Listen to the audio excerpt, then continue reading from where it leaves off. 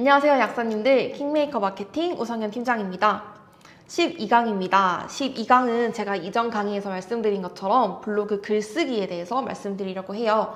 어떻게 블로그 주제를 기획하고 글 자체는 어떻게 구성해야 우리 약국 매출에 도움될 수 있을지 제가 직접적인 팁부터 어떻게 하면 좋을지 방법까지 말씀드리겠습니다. 일단 글쓰기 전에 제가 주제를 어떻게 기획할지부터 말씀드릴게요. 저번 강의에서 아주 간단하게 약국에는 제품 설명이랑 약국 소개가 중요하다고 말씀드렸는데 저희가 1회차 글은 무조건 약국 소개가 중요하다라고 말씀을 드립니다. 다 똑같은 약국이라도 약사님들이 운영하시는 마음가짐이라던가 상담하는 방식은 모두 다르잖아요. 이걸 블로그에 직접 노출을 시키셔야 됩니다. 저희가 약사님들과 같이 상담을 했을 때 어떤 분들은 조금 만성질환 상담에 조금 강점이 있으시고 어떤 분들은 어르신들을 조금 더 많이 상담해 보셔서 어르신들이랑 대화가 즐겁다고 하시고 어떤 분들은 뭐 어린이들이랑 상담하는 게 조금 더 편하다라고 하시고 이렇게 강점이 모두 다르셨거든요. 소비자가 약국을 방문할 때는 이런 정보를 다 알기 쉽지 않습니다. 그래서 플레이스나 블로그에 이런 정보를 직접 노출하시는 게 중요해요. 1회차 글로 우리 약국이 어떤 약국인지 설명할 때는 약사님이 이 약국을 어떤 마음가짐으로 운영하시는지 또 고객들과 상담을 할 때는 어떤 걸 상담해 주시고 성분 설명은 어떻게 해주시고 주의사항은 또 어떻게 말씀드리는지까지 하나하나 직접 마음을 담아서 써주시면 소비자들이 약국을 결정할 때 조금 더 유리하지 않을까 생각을 합니다. 그리고 두 번째로 말씀드린 게 제품 기획인데요. 이거는 저희만큼 약사님이 더 잘 아실 것 같아요. 지금이 2월이라면 환절기 제품이 조금 더 유행을 할 거고 3월, 4월이면 비염 관련된 제품을 찾는 고객들이 많을 거잖아요. 이거를 블로그에 맞게 노출하는 게 중요합니다. 3월에 비염 제품을 찾는 분들이 많다. 그런데 비염 제품을 검색했을 때 우리 약국 블로그가 노출된다. 그러면 우리 약국 주변에 사는 사람들은 당연히 옆집 약국이 아니라 저희 약국에 이 제품을 사러 올 확률이 높겠죠? 그래서 시즌에 맞게 또 최근에 어떤 약국에 어떤 고객들이 어떤 제품을 찾는지까지 다 블로그 주제에 반영을 해서 제품을 작성해 주시는 게 가장 중요합니다. 그럼 이제는 블로그 글을 어떻게 쓸지부터 하나씩 말씀을 드릴게요. 글을 쓸 때는 3단계가 중요한데요. 키워드를 분석하고 제목을 어떻게 만들지 그리고 원고는 어떻게 디자인할지가 중요합니다. 키워드 분석은 제가 이전에 로직을 설명하면서 잠깐 말씀을 드렸는데 이렇게 스마트 블럭이라던가 인기 글이 예전에는 있었거든요. 그래서 이거를 검색하는 소비자들이 어떤 걸 궁금해 할지를 생각을 하시면서 글을 쓰는 게 좋아요. 제가 계속 말씀드렸던 타이레놀 성분으로 한번 예를 들어 말씀드려 볼게요. 타이레놀 성분을 궁금해하는 사람들이 또 어떤 걸 궁금해할까요? 지금 해열제를 찾을 수도 있고 아니면 진통제나 이런 요소를 찾을 수 있겠죠? 지금이 감기가 유행하고 독감이 유행한다. 그러면 타이레놀 성분을 궁금해하는 사람들은 독감에 타이레놀이 효과가 있을까를 궁금해할 것 같아요. 그리고 아이가 있는 분들은 이 성분을 아이가 먹을 수 있을지도 궁금해하겠죠? 그러면 타이레놀 성분만 키워드로 잡는 게 아니라 타이레놀 성분 독감 효과, 타이레놀 성분 임산부도 가능한지, 타이레놀 성분 아이도 가능한지 이런 식으로 좀 세부적으로 키워드를 잡으셔서 소비자가 직접 약국에서 뭘 물어보는지, 뭘 궁금해 하는지까지 같이 놓으셔서 하시는 게 유리합니다. 그냥 타이레놀 성분만 키워드로 잡으시는 것보다 이렇게 세부적으로 고객들이 궁금해 하시는 걸 같이 작성해 주시는 게 노출하는 데는 조금 더 유리하다라고 생각하실 수 있어요. 여기 화면 보시면 제가 키워드에 따라서 노출되는 지수를 적어놨는데 최근에는 지수가 없어지긴 했지만 그래도 영향력이 아직은 남아있기 때문에 지수도 살펴보시는 게 좋습니다. 저희가 노출시키려는 타이레놀 성분 임산부에 최적 포스팅, 즉 파워블로그 포스팅만 너무 많다. 그러면 약사님이 글을 아무리 잘 써도 노출될 확률이 조금은 떨어지겠죠? 그러면 타이레놀 성분 임산부보다 타이레놀 성분 임산부 가능이라든지 아니면 오히려 아예 다른 키워드를 노리신다든지 이런 게 조회수라던가 도달할 수 있는 노출 지면까지 높이실 수 있는 방법입니다. 두 번째는 제목 만들기인데요. 제가 예시로 제목을 두 가지 넣어놨어요. 타이레놀 500 아세트 아미노펜 성분 해열 진통제 효능 복용법 부작용. 이거는 흔히 키워드를 조금 아신다고 생각하는 분들이 가장 많이 짓는 제목인데 키워드만 제목에 넣어놨죠. 이런 제목이랑 타이레놀 종류 4가지 완벽 비교 500mg 대 8시간 처방전 상황별 선택법 이렇게 제목이 2가지 있죠. 여러분들이라면 어떤 제목을 클릭하실 것 같아요? 저라면 당연히 오른쪽 제목을 클릭할 것 같거든요. 타이레놀 성분을 검색한 사람은 타이레놀 종류가 뭐가 있고 이 성분을 내가 먹어도 되는지가 궁금할 거잖아요. 그래서 오른쪽처럼 소비자가 성분을 검색했을 때 도대체 뭘 궁금해 하는지 어떤 걸 궁금해서 이걸 검색했는지까지 제목에 직접 반영시키는 게 중요합니다. 그래서 키워드보다 물론 키워드도 넣으셔야 되지만 조금 더 소비자에게 클릭을 잘 될 수 있는 제목을 써주시는 게 중요합니다. 제가 블로그 제목 정하는 법을 3가지로 나눠서 썼는데 첫 번째가 블로그 제목 정하는 방법, 두 번째가 블로그 제목 정하는 방법 3가지, 세 번째가 현직 마케터만 아는 블로그 제목 정하는 방법 3가지 이렇게 적혀 있는데 3가지가 조금 더 꿀팁 같고 조금 더 잘 알려줄 것 같지 않으세요? 이렇게 약사님도 뭐 예를 들어서 약사 경력 10년 차가 알려주는 타이레놀 성분 진짜 잘 아는 법이라던가 이런 식으로 약사님의 경력이라던가 뭐 여기서만 약국 10년 운영한 약사가 알려주는 이런 식으로 저희 약국의 강점을 같이 녹이는 제목을 쓰신다면 조금 더 클릭률이 높아질 수 있겠죠?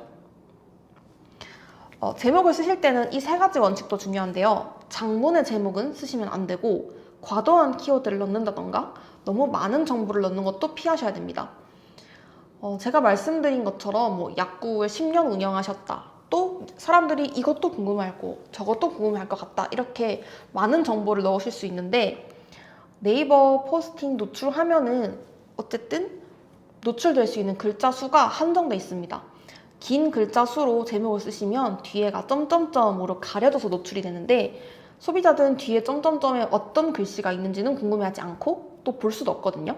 그래서 노출시키고 싶은 정보라던가 키워드를 가장 상단에 배치하시고 소비자의 좀 눈길을 끌 수 있는 숫자라던가 이런 점도 조금 앞쪽에 배치하는 걸 추천드려요. 그리고 제목 자체도 30자 이내로 써주셔야 되고 아무래도 글자 수가 정해져 있다 보니까 좀 반복되는 키워드라던가 좀 의미 없는 반복 문구, 강조 문구 같은 것도 빼주시는 게 좋겠습니다. 그래서 정리해서 말씀드리면 제목을 지을 때는 핵심되는 정보만 그리고 숫자를 사용해서 소비자가 조금 더 궁금하고 한눈에 들어오게 약사님이 아시는 정보나 경험을 공유하시던지 전문성을 강조하시는 게 좋고요. 또 손해나 불안감을 느끼게 하는 것도 좋아요. 당신만 모르고 있던 타이레놀 잘 먹는 방법이라던가 약사만 알고 있던 우리 약국만 알고 있는 이런 식으로 나는 알고 있는데 너는 몰랐다. 이거 클릭하면 무조건 이건 알 수 있다. 이런 식으로 불안감도 강조하는 게 좋습니다.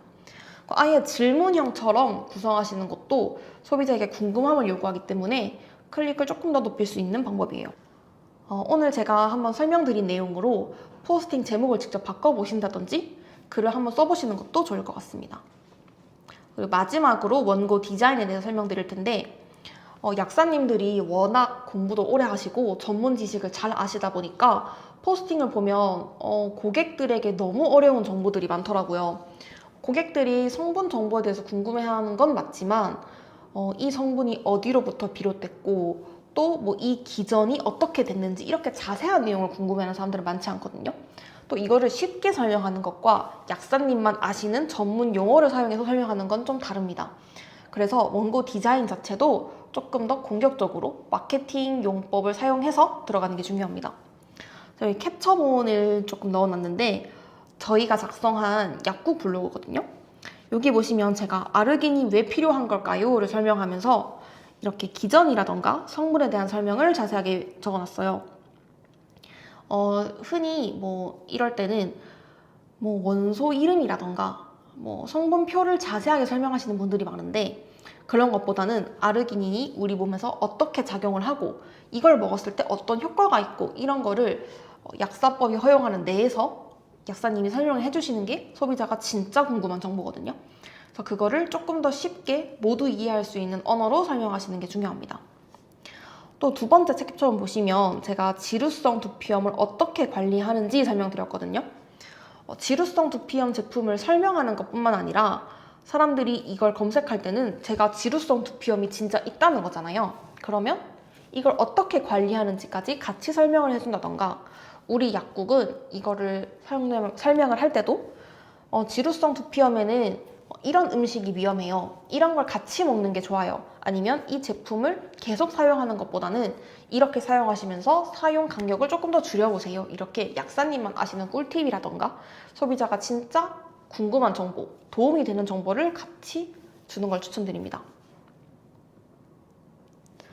여기 보시면 PDRN 제품 설명을 하면서도 상황에 맞게 선택하는 게 중요하다고 기재를 해놨는데, PDRN 제품을 찾는 분들도 필요한 이유가 정말 많을 거잖아요. 어떤 분은 그냥 화장 전에 바를 수 있는 가벼운 PDRN 제품이 필요할 수도 있고, 어떤 분들은 시술 후에 회복을 위해서 필요할 수도 있는데, 이런 상황을 여러 가지 나열을 하시고 이 상황에는 이런 제품, 이런 상황에는 이런 성분이 맞기 때문에 이런 제품, 이런 식으로 자세하게 설명하시는 것도 중요합니다. 제품을 비교하시거나 아니면 약사님들이 이런 성분을 설명하실 때 이렇게 상담을 해주신다, 이런 것도 같이 설명해 주는 게 좋아요. 이렇게 보시면 제가 경옥고 제품도 세 가지로 나눠서 비교를 해놨죠. 그리고 오른쪽에는 혈압약을 드시는 분들이 피로회복제를 고를 때, 당뇨가 있는 분들이 유산균이나 오메가3를 고를 때 알아두셔야 할 팁도 같이 기재를 해놨습니다. 이런 거는 소비자들이 아무리 챗GPT에 검색을 하고 네이버에 검색을 해도 정확하게 알 수 없는 정보거든요.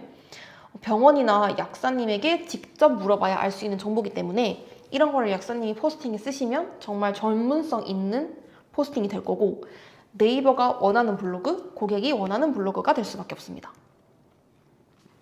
원고 작성 원칙 다시 5가지로 정리해서 말씀드리면, 서론, 본론, 결론을 항상 구성해서 작성해주세요. 그냥 제품 설명만 쭉 하시는 게 아니라 서론에는 요즘 감기 제품에 대한 걸 설명하실 때는 요즘 감기가 많다, 그래서 우리 약국에도 감기로 찾아오시는 고객이 많다, 그래서 이런 제품을 소개드린다, 이런 식으로 서론, 본론, 결론을 항상 구성하시고, 핵심 내용은 처음과 끝부분에 항상 강조하시는 게 좋습니다. 저희가 이렇게 원고를 배치하는 이유도 어쨌든 이 글을 읽는 사람이 소비자이기 때문에 소비자 심리에 기한한 거거든요. 그래서 핵심 내용은 처음과 끝에 항상 기재해 주시는 게 약국 정보나 약사님의 철학이라던가 이런 게 항상 머릿속에 남을 수 있는 배치입니다. 그리고 항상 적절한 인용구나 형광펜, 글자색 배치라던가 인용구, 문단 나누기 등을 사용해서 가독성도 높여주시는 게 중요해요. 약사님들이 좀 전문적인 내용을 많이 아시다 보니까 줄글로 쭉쭉쭉쭉 글만 쓰시는 분들이 많은데, 소비자가 딱 봤을 때 너무 어렵고 한눈에 보이지 않으면 바로 나가시거든요. 그래서 가독성이 좋은 것도 매우 중요합니다. 그리고 문장은 최대한 간결하게 작성해주세요. 요즘 네이버 블로그 자체도 PC보다는 모바일로 보시는 분들이 훨씬 많잖아요. 그래서 글을 작성하실 때도 모바일 버전으로 한번 작성을 해보시고, 글도 모바일 기준에 맞춰서 간결하고 짧게 끊어주시는 게 조금 더 가독성이 좋습니다.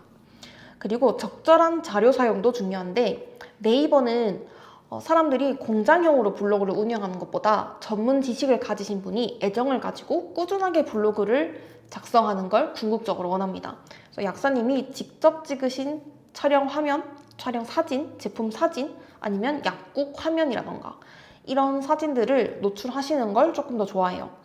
또 고객들이 볼 때도 그냥 논술 근거, 학술 자료, 아니면 인터넷에서 다운받은 사진보다 약국 사진, 약사님이 직접 나오는 사진, 이런 게 조금 더 신뢰성을 높일 수 있는 거겠죠? 그래서 적절한 자료를 사용하시되 중복 사진은 최대한 피하시는 게 좋습니다. 중복 사진이 많으면 네이버에서 판단할 때 여기는 같은 사진을 계속 반복해서 올리네? 블로그 복제해서 쓰는 거 아닌가? 아니면 기계적으로 쓰나? 블로그 질이 낮아 보이는데? 이렇게 판단할 수 있거든요. 그래서 최대한 사진은 중복되지 않게 약사님이 직접 촬영하셔서 사용하는 걸 권장드릴게요.